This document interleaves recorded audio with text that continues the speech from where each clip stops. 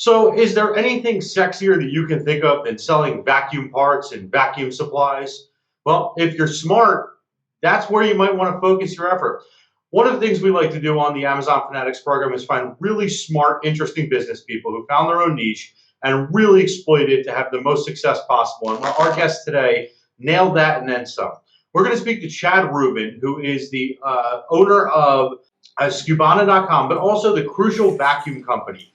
And what's really interesting, he turned vacuum parts into a millions and millions of dollars success business and was named Inc. Magazine's fastest growing company. So first, Chad, I want to thank you so much for taking the time today to join us and welcome you to the program. Thank you for having me on. So it's actually a really fascinating story about how you got started, that it was kind of partially a family business. Fill us in, kind of tell the listeners and the viewers how your kind of entire experience began. Well, it goes way back. My parents owned a vacuum store. I was growing up in New Jersey, and they were going out of business. They were always struggling to make ends meet, and I was like, you know what? I never want to become an entrepreneur.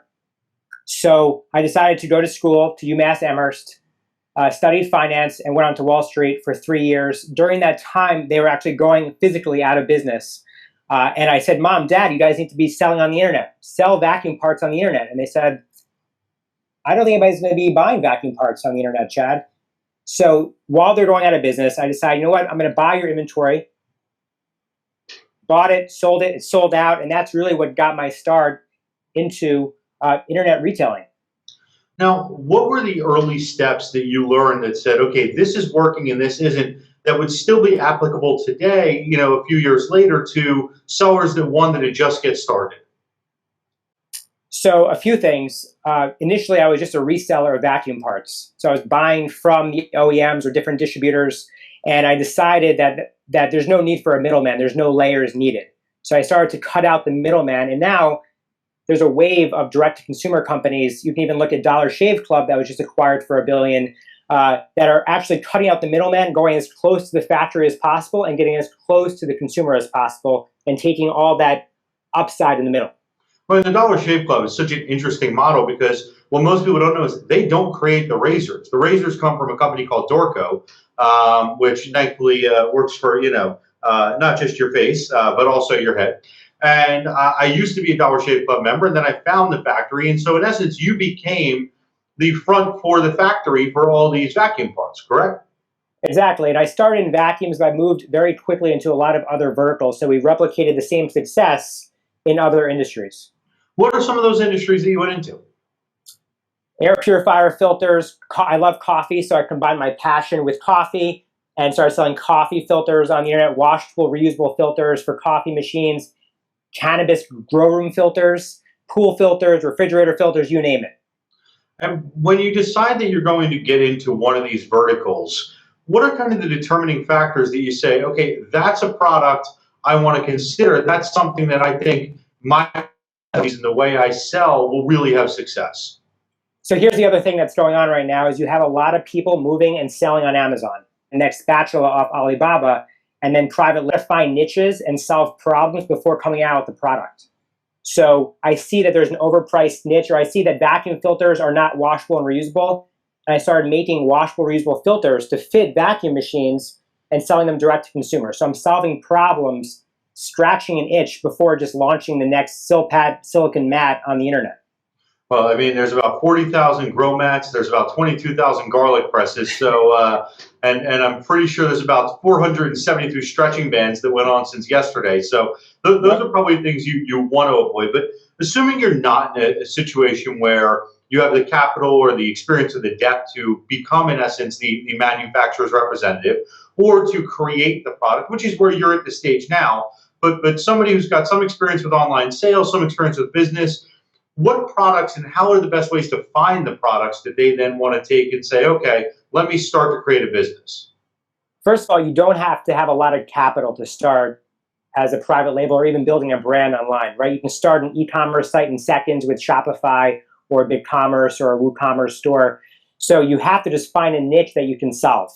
So for me, here's how I would begin, and I talk about this in my book, Cheaper, Easier, Direct, but I would really start by Firstly, going after what I'm passionate about. So for me, I like CrossFit. I love CrossFit. My wife's a yoga instructor. For us, why do you have to buy CrossFit shorts or yoga pants that cost $120? There's sort of a bloated model there that's needed for disruption. And so it's, for me, I like to go after things I'm passionate about, but also I countlessly walk around in life thinking, why the hell does it have to be this way? Right. Or I say, that's bullshit, right? Sorry, pardon my French, but that's BS. Why does it have to be this way? Let me see if I can solve this problem and do it better, do it easier, and do it cheaper, and sell direct to consumer.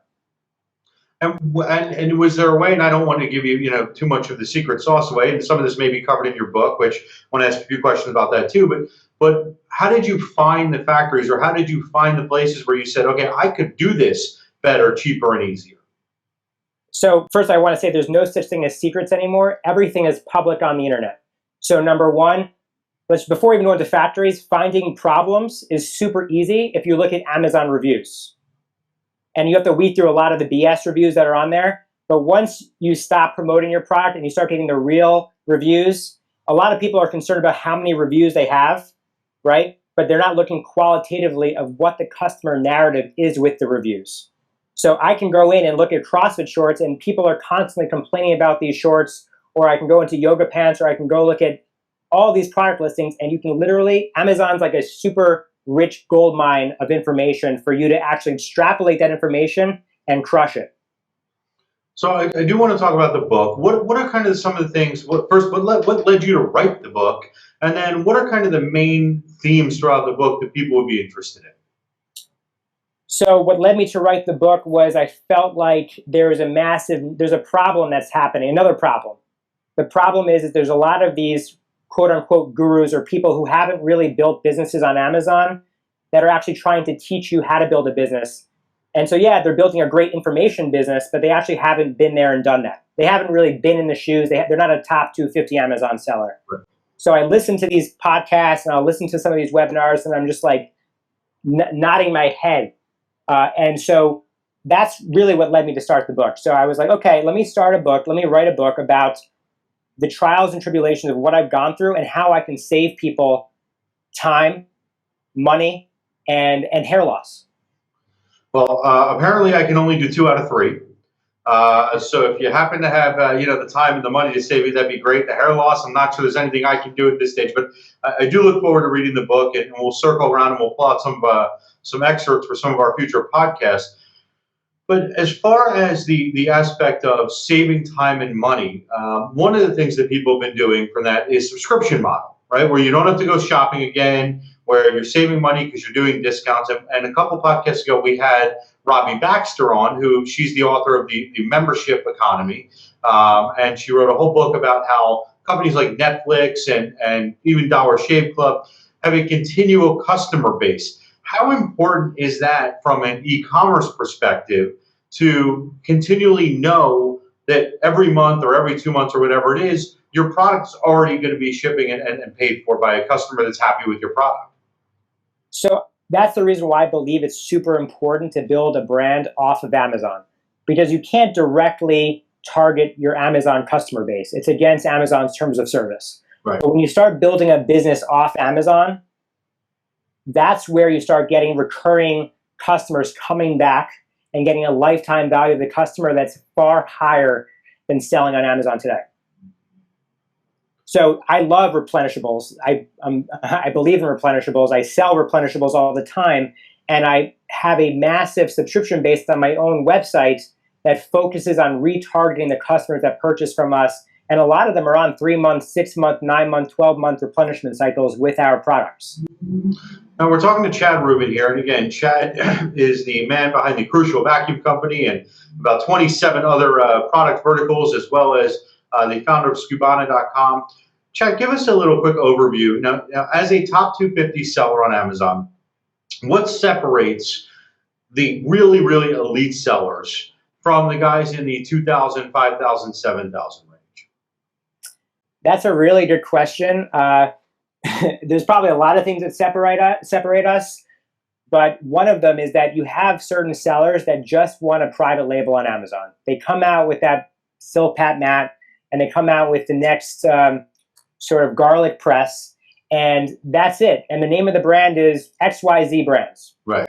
So I much prefer building a brand across many different marketplaces, selling across, I sell in 17 different places. And I look at selling online like playing Monopoly. And I've spoken about this before. To win in Monopoly, you have to be on every piece of the board to win. Park Avenue, the utility, the railroad, and the second somebody lands on that, they buy. The same thing in e-commerce. People, where their eyeballs are, where their attention is, that's where the conversion is. So 40% of shoppers shop on Amazon today. That means 60% of people are shopping off Amazon. And I want to be everywhere where anybody's eyeballs are or where they point their mouse. So I think that's a big, big differentiator that many of these smaller guys that look, starting on Amazon is great, but I don't believe in finishing on Amazon. And I think that's what differentiates a number one in the space and a number 5 million in the space. So I don't know if you ever saw Good Will Hunting, but there's a great scene in it where he's asked to name all of, and he rolls through all 12 of them, Mikey, Mickey, Ricky, Johnny, Jamie. Can you name these 17 platforms you're currently selling on? Sure. Amazon, all the internationals. So Amazon CA, UK, Germany, MX, Canada, eBay, Sears, Rakuten, Newegg, Walmart, Jet, Price Falls, Shoxy, Wayfair, Overstock, Magento, Shopify, and I'm sure I'm missing some. But I think that's a super good start. I'll be playing the role of mini driver today and being very impressed with that list that you just got that. You brought up both Walmart and Jet.com, and recently Walmart bought Jet.com, and what many are saying is going to be a attempt to take over, Amazon or take on Amazon head to head. But it's a different platform, and not, from a seller perspective, not everybody can get on there. You really have to be an elite seller to get on the Walmart platform. And now I imagine once they combine the platforms, or however they're going to do that, you have to be an elite seller. So what are the benefits of being on the Walmart and Jet platform? And as a seller, how can you put yourself in position to get there? So firstly, I want to point out that I believe that Walmart and Jet are going to be separate. Okay. So Walmart's not going to just digest Jet. I believe Jet is a very strategic play for Walmart because Walmart comes with a certain cachet. So a kind of an unbanked customer sells on or buys from Walmart, very low price customer, and not a lot of millennials. Right. So Jet is a way for Walmart to sort of separate themselves and approach, like the people that shop at Target may not shop at Walmart. And so I believe the customer that shops at Target is Jet's customer. And so that was Walmart's way of getting involved and making a play and targeting millennials, which is the second biggest buying group in the United States right now. So to get onto those platforms, just to answer your question, you need to be doing at least $1 million in revenue to get onto those platforms. Now, if you know somebody, of course, it's always about who you know, not what you know. That helps expedite the process. But you apply and you take things from there. If you're a smaller seller, you're not getting on. If you're just an FBA seller, you're not going to get on because they don't want you to be a multi-channel fulfilled seller, fulfilling for using. You don't want to receive a box from Walmart or Jet in an Amazon box. Right. Do you think at some point they'll lower that to maybe $500,000 and broaden the categories a bit? I do think they're going to open it up, but I think they're being very strategic right now with the resources that they have. They're shaking what their mama gave them, right? They have only limited resources to bring in big clients. So let's go after, the top 20% of their clients is going to generate 80% of the marketplace revenues. Let's go after those clients first. I think that's their approach. And as a top seller, where are you seeing your biggest wins? So, you're on all these platforms. Obviously, they can't all be equal. But as you get into the elite of the elite, where are the ones you go, that's my gold mine, that's my silver, that's my bronze? So perfect. We're in the Olympics right now. So I think Amazon is really, really crowded, and there's a ton of lemmings that are selling and duplicating and copying products. So you always want to go where the puck is going. Right now, Walmart is a ripe open field of opportunity that nobody is on. They have 800 sellers versus Amazon with 2 million. So Walmart, I would say, wins the gold. Jet gets the silver. And I think it's a combination of your own website along with international marketplace selling wins the bronze. And as somebody who really knows the space, again, we're talking to Chad Rubin, who is the founder of Scubana and the man behind the Crucial Vacuum Company.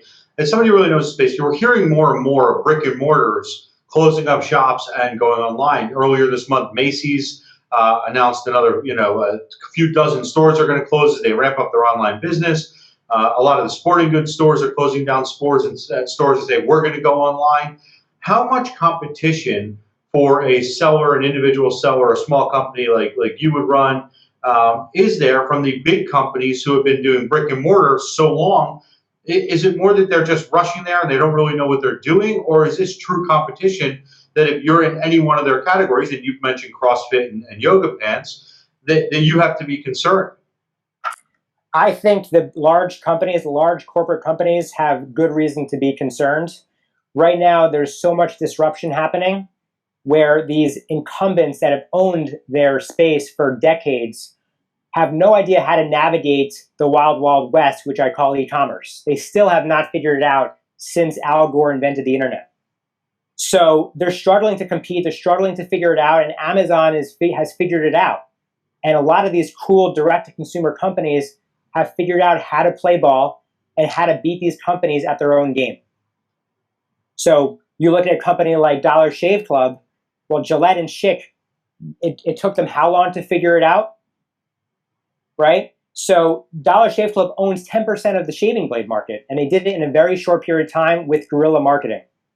And just like they've done it, all these other places, all these other e-commerce stores are disrupting, like Casper for mattresses. Right. You can go on and on. Warby Parker with Luxottica. And these guys do not know how to figure it out. They don't know how to compete in this new age world with this additional E in commerce. Well, what's so interesting is you mentioned the Dollar Shave Club again. So Gillette finally figures out that they should offer a subscription model, right? Mm-hmm. And they start sending out these emails. Hey, you can get a subscription. Okay, well, I go check it out. And the subscription price for the 4 blades was actually $1 more expensive than I would have paid at CVS. And it was like 3 times the price of Dollar Shave Club. And you kind of want to walk up to them and flick them in the forehead and say, guys, I'm not going to pay you even more than I can get when I go into my local drugstore. And the whole point of a Dollar Shave Club is to get it cheaper. Now, I understand they are restricted by certain retailer agreements and some of the deals they already have in place. But aren't they shooting themselves in the foot when they take a brick and mortar approach to online sales? So my mantra is cheaper, easier, direct, right? You said the number one thing for you is cheaper. But if you look at Gillette's shaving club that they started, it was absolute garbage. Awful. It was awful. The experience was awful. There was nobody to talk to. They didn't appeal to the millennial crowd. So another problem that you just pointed out is legacy incumbents have channel conflict. They're B2B business. They don't want to hurt what's already in the pipeline for decades. Right. So they can't be nimble to move right now. And that's why you have this tremendous amount of disruption and ripples happening in these industries. And so what do the next 5 years look like for those brick and mortars as they attempt to take on some of the e-commerce behemoths and attempt to become e-commerce behemoths themselves? The next 10 years is going to probably be a lot more ugly for retailers, for brick and mortar stores. They're going to have to try to figure out e-commerce, and if they can't do it, they're going to have to buy into it. That's exactly what Walmart did, right? They said, look, we're going to dedicate time and money to building up an e-commerce presence, and they're an internet retailer, top 500 company. I think they're number 4. Right. But they needed to figure out how do we capture more e-commerce revenue, and that was their acquisition with Jed. So I think JCPenney's, Nordstrom, Macy's, all these Nordstrom actually has a pretty good e-commerce operation actually out of the big brick and mortar stores, but all these companies are going to have to either figure out how to do it organically or they're going to have to buy. It's going to be a very interesting marketplace because there's going to be guaranteed where somebody buys somebody and it just doesn't work. And it's going to become a case study of how not to do, what it is you think you want to do. And, we're waiting for that. We hear rumors all the time. Well, this company's talking to this company. You go, I think you guys are doing a stretch. It's almost like, during the dot-com boom of the late 90s, early 2000s, where companies were just buying anybody that was available. And you said, but you guys don't line up. Your technology doesn't line up. Your product doesn't line up. And I think that there's a risk you may see some of that. And it's really going to cost some of these great legacy brick and mortars, maybe their entire, I don't want to say business, but close to it. For sure. But a lot of these companies need to change. Like JCPenney, they still haven't figured out life with Amazon. Now Amazon launched Amazon Basics to compete directly with the basics that JCPenney sells for a fraction of the cost, 2-day shipping. Right. And one of the things you talk about a lot, Amazon offers much better customer service. I do want to pivot to that because when you're dealing with subscription models and when you're dealing with, I can't actually go and talk to you in person, customer service is vital. What have you done to make sure that your customer service is as elite as your sales rank? So, first of all, when I first got into e-commerce, I read Tony Hsieh's book, Delivering Happiness, which is all about customer delight. So what I decided to do right out of the gate was offer free shipping right on my website. So on top of that, I offered free returns right on my website. You can print a shipping label without even having to contact my customer support team. So we have a no hassle return policy, free shipping. We have live chat right on our website. You talk to a real human being. And I think that also is what differentiates a loser and a winner in the e-commerce space. You want to give people trust, which trust converts into the conversion. And how many more sales? And I know there's really no way to say, it's been 11% or 22%, but of these sales that you've had, how much of it do you think comes from great customer service, and how much of their current subscription model comes from the fact that people know that they can trust you? So I'll drop this nugget. 14% conversion rates on crucialvacuum.com. 14%. That is super, super high for e-commerce. Typical average conversion rates hover around 1%, 2%.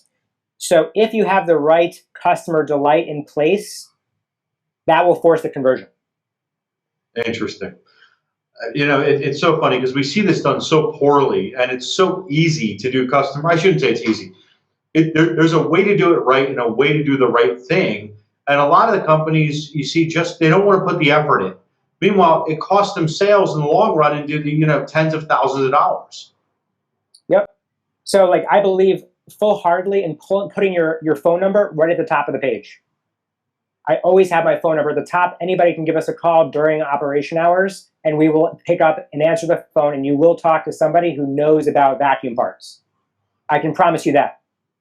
And for somebody who's not going to be just on Amazon, but is going to start their own Shopify store, their own e-commerce store, what would be kind of the three tips you would give them as far as, obviously you just mentioned, the phone number and the ability to get in contact, live chat, but as far as when they approach how they're going to build their customer service structure, are there three tips you would say, hey, these things you need to do if you're going to have any success at that? So what I like to do is I like to look at companies that have a huge marketing budget and have already done testing and optimized it to figure it out. So I learn from others that have already done it. So I'm not trying to recreate the wheel. So I'll look at really cool e-commerce companies and see how they've structured their website. Like if you look at my mobile site right now, there's a 3 hamburger menu on the mobile responsive site. But instead, I've heard that if you put shop instead of the hamburger menu, it will increase your conversion dramatically. Turns, I think it's super important to be very upfront with the customers when they're making the purchase and show them how easy it is. If they make a mistake, they're not going to be penalized for it. When you shop on Amazon today, you know that if there's a problem, Amazon will stand behind that purchase 100%. E to Z guarantees. That's what they claim. And I think you need to adopt the same service level in your own business. So right away, no hassle returns, free shipping up front, print a return shipping label directly from your website, make it as easy as possible for the customer to feel comfortable buying from you. And that's, look, the free returns and the shipping labels, that's the cost of doing business because it guarantees good word of mouth. It guarantees, you're not getting bad reviews out there for customer service. And how many times have you gone on Amazon, you looked at a product, it's got decent reviews, and you check out the 1 or 2 stars and all the complaints, or maybe not Amazon, it's a bad example because they handle it, but another e-commerce site where products are reviewed and the complaints are all customer service. And you think, that's a great product, but I don't want to work with this company. And you would think that more companies would say, oh, well, here's, we'll do it better, but for whatever reason, they just don't. Live chat is super important. A CRM software where you can have macros set up to respond to customers in at least 4-hour timeframes. I think you should be responding in 4 hours, nothing more than 4 hours, maybe 6. So all those things help with conversion rates and also help with people promoting your product online, right? Referring friends. We're talking with Chad Rubin here on the Amazon Fanatic program, and we just have a couple minutes left with Chad. Chad, you just brought up software and CRM management. I want to talk a little bit about Skubana. What is it? Why do people need it? And not to get into too much of an advertisement here, but just kind of an overview of what the program is and what will it give people who want to be in this e-commerce world an advantage? So the pain point where it comes from is I'm a multi-marketplace seller, like I mentioned, on all these channels. And in the old decade, you needed to piece together all these different softwares to run your business. You need a shipping software, you need an inventory software, you need an FBA software, you need an accounting software, and you still need spreadsheets. So, and they take a percentage of revenue on top of it. So instead, what we did was we combined everything into a central nervous system, one place that unifies your entire operation for multi-marketplace sellers. So Skubana, the what that we do, we print any way you want to fulfill, print shipping labels, connect to an outsourced warehouse, drop ship, multi-channel fulfillment, inventory, purchase orders, but that's the what. The why. Why we exist is because we unify everything, and now you have the most incredible holy grail of analytics to act on. In business intelligence that you've never seen before. As surgical as your shipping what you pay for a shipping label, ports in, and you can see all your SKUs across all your channels and what you sell and how much you're making. Profit. So you would say using the software hasn't just saved you money, it's also made you money. Not only that, it's automated my entire business. I run a $10 million business with one employee and this software. Wow. That's unheard of. Wow. Yep. And how much free time do you have? 0. Because I run the software now. I filled it up, right? You take water out of the bucket and you fill it up with other great things. All right. What other softwares would you recommend? And there's a ton of technology, a ton of apps out there. We see some software selling for $2,500, some for $25 a month, and much like you talked about with some of the programs where you're not sure if they're legitimate or not. Are there softwares you would look at and say, I recommend this, or stay away from that? So first of all, Skubana is really built for high volume sellers, medium to high volume merchants. I'm just being very honest about that. If you want to expand, that's the software for you. You want to be in the e-commerce world, you need to be concerned about one-trick ponies, people that just do one thing. Because when you only do one thing or you only integrate to one channel, it's your glass ceiling. You can't bust through the ceiling because they don't work with anything else in the ecosystem. They don't work with Jet. They don't work with Walmart. So you need to pick your software very correctly. Other softwares that I use to run my business, I use Trello. I'm sure you're familiar. For project management and for delegation. It's a great delegation tool. I use Boomerang all the time to get to a zero inbox. Those are tools that I use on a daily basis that I really support and stand behind. From a seller standpoint on Amazon, are there softwares? I mean, you hear a lot of people talk about Jungle Scout and Merchant Words and things like that. Are there any that obviously you're at the stage now as an elite seller, you're a little bit above that, but from a standpoint of somebody's reading your book and they want to get started, where are there softwares you like in the kind of more beginner phase? Sure. I think one software that nobody is talking about right now, and I talk about it very heavy in my book, is a sort of a software that shows you the bill of lading. You can see what's coming into this country and where it's coming from.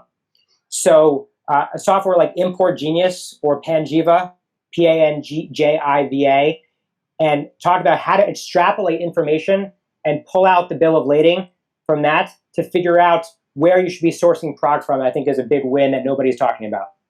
Fascinating.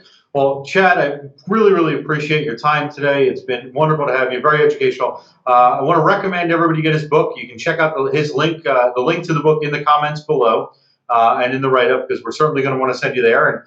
And interestingly enough, we'll probably send you to Amazon. But it may be on one of his 17 other platforms. It's cheaper, easier, direct. And obviously, is there any other things before we let you go, Chad, that we should touch upon for our listeners from your experiences of either things they should always do or things they should never do? I think my one word of advice is really looking at the vulnerabilities around your business and around your life and see how you can scratch those itches. And that's just how I've run my life and how I've run my business. So like anytime I notice a problem or an issue, I take care of it. I try to solve that issue right away. And I think that's what has been a tremendous asset for me to be successful. You've had a ton of success. We wish you nothing but a ton of future success. And hopefully with all the automation, you'll find some time to take some time off and enjoy all the success.